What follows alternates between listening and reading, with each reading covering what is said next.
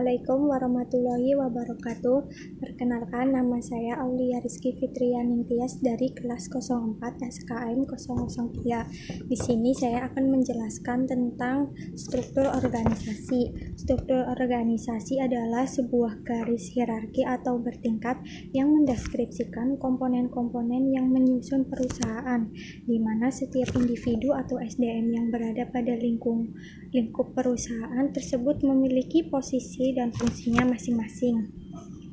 Struktur organisasi banyak sekali macamnya, mulai dari yang bersifat tradisional sampai profesional. Penerapannya sendiri dapat berbeda-beda dan banyak faktor yang menentukan, antara lain besar kecilnya perusahaan, luas sempitnya jaringan usaha, jumlah karyawan, tujuan perusahaan, dan sebagainya. Beragam sistem struktur organisasi tersebut dimungkinkan bahwa suatu perusahaan A cocok menggunakan sistem struktur organisasi B, tetapi perusahaan C atau yang lain belum tentu cocok menggunakan sistem struktur organisasi B. Dasar pengelompokan kegiatan adalah yang berarti setiap fungsi merupakan bagian yang menyediakan sumber, misalnya bagian produksi, personalia, pembelanjaan, pemasaran, dan umum. Respon organisasi terhadap perubahan lingkungan agak lambat, pengambilan keputusan menumpuk pada puncak organisasi sehingga beban pemimpin menjadi terlalu berkoordinasi. Penerapan sistem struktur organisasi suatu perusahaan tentu tidak harus menganut satu pola atau tipe struktur organisasi teoritis yang berbeda. Penerapan sistem struktur organisasi suatu perusahaan tertentu tidak harus menganut satu pola atau tipe struktur organisasi teoritis yang ada. Sistem struktur organisasi yang digunakan oleh suatu perusahaan tertentu bisa merupakan gabungan dan beberapa pola atau tipe struktur organisasi teoritis yang ada. Antara perusahaan yang satu dengan yang lainnya bisa memiliki sistem struktur organisasi yang berbeda. Hal ini tergantung dari kondisi dan tujuan perusahaan tersebut. Sekian penjelasan struktur organisasi dari saya. Selanjutnya akan dilanjutkan oleh teman-teman saya. Perkenalkan, nama saya Sheikh Rusefilius Pui. Saya dari Universitas Pamulang, program studi akuntansi. Jadi di sini saya mau menjelaskan tentang macam-macam struktur organisasi. Jadi di sini ada beberapa macam struktur organisasi yang terbaik, yaitu yang pertama organisasi lini atau garis, yang kedua adalah organisasi lini dan staf, yang ketiga organisasi lini dan fungsional, yang keempat organisasi matrik, dan yang kelima adalah organisasi komite. Jadi di sini saya mau menjelaskan tentang poin pertama, yaitu organisasi lini atau garis. Jadi dalam organisasi ini dia berkaitan dengan suatu bentuk organisasi yang pelimpahannya mewenang langsung secara vertikal dan sepenuhnya dari kepemimpinan terhadap bawahannya. Menurut teori organisasi, bentuk lini bentuk yang paling tua dan digunakan secara luas pada masa perkembangan pertama. Jadi dia adalah bentuk yang paling tua di perkembangan pertama. Jadi itu adalah organisasi lini atau organisasi garis. Jadi dia yang pertama. Kemudian yang kedua yaitu organisasi lini dan staf. Jadi di dalam organisasi ini dia berhubungan dengan atasan dan bawahannya, tidak seluruhnya secara langsung. Jadi dalam pelimpahannya organisasi ini berlangsung secara vertikal dari seorang atasan pimpinan hingga pimpinan di bawahnya. Jadi dia ini adalah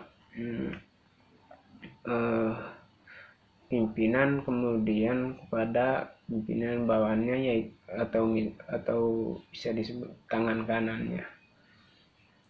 Kemudian dalam tugas staf dalam organisasi ini yaitu membantu seorang pimpinan, memberikan ide-ide, nasihat, saran, dan data kepada pimpinan sebagai bahan pertimbangan untuk menetapkan suatu keputusan. Kemudian poin yang ketiga yaitu organisasi lini dan fungsional. Jadi organisasi lini dan fungsional ini yaitu organisasi masing-masing anggotanya memiliki wewenang yang sama dan pimpinan yang kolektif.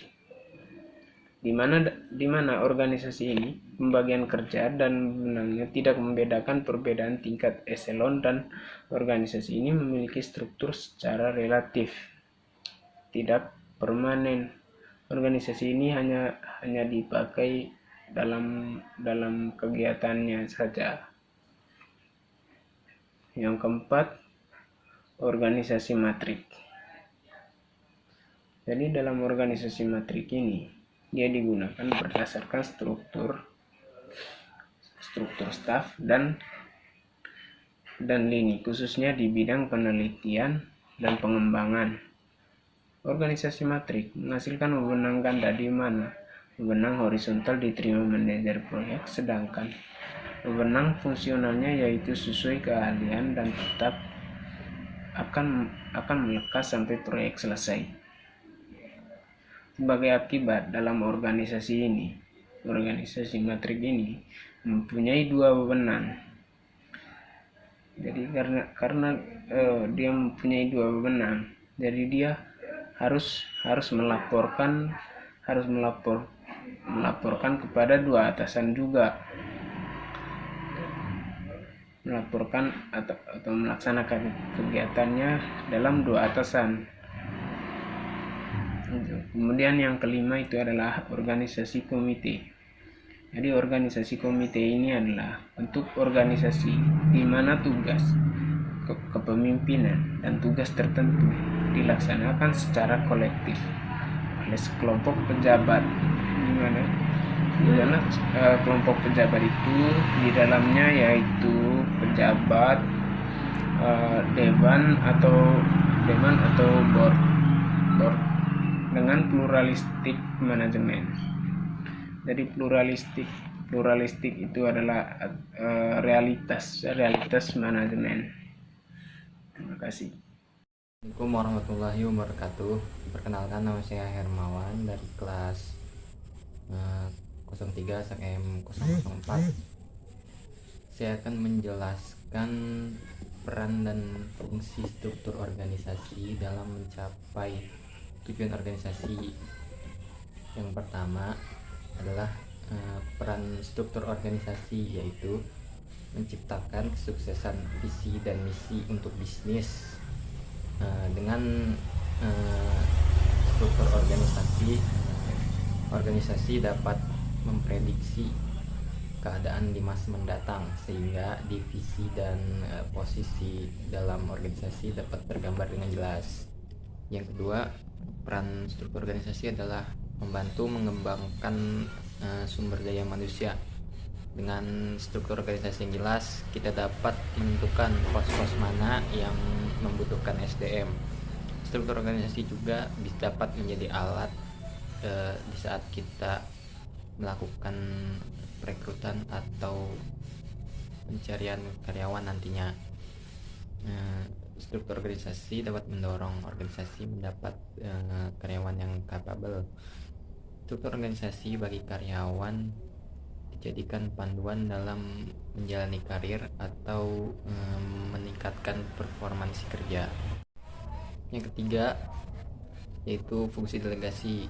Memiliki struktur organisasi yang jelas dapat membantu menentukan pendelegasian untuk suatu tanggung jawab. Ini juga nantinya membantu dalam proses akuntabilitas atas tanggung jawab yang telah dilakukan. Yang kedua adalah fungsi struktur organisasi. Fungsi atau kegunaan struktur dalam organisasi yaitu 1. Kejelasan tanggung jawab. Setiap anggota organisasi harus bertanggung jawab dengan apa-apa yang harus dipertanggungjawabkan. Setiap anggota organisasi harus bertanggung jawab kepada pimpinan atau atasan yang memberikan kewenangan, karena pelaksanaan kewenangan itu yang harus dipertanggungjawabkan. Yang kedua dalam fungsi struktur organisasi adalah kejelasan kedudukan.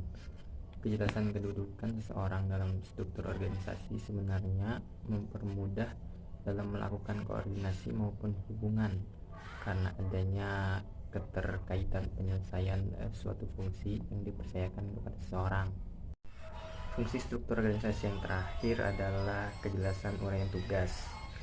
Kejelasan uraian tugas dalam struktur organisasi sangat membantu pihak pimpinan untuk melakukan pengawasan dan pengendalian, dan bagi bawahan akan dapat berkonsentrasi dalam melaksanakan suatu kerjaan karena uraiannya yang jelas. Sekian penjelasan tentang fungsi dan peran struktur organisasi dari saya.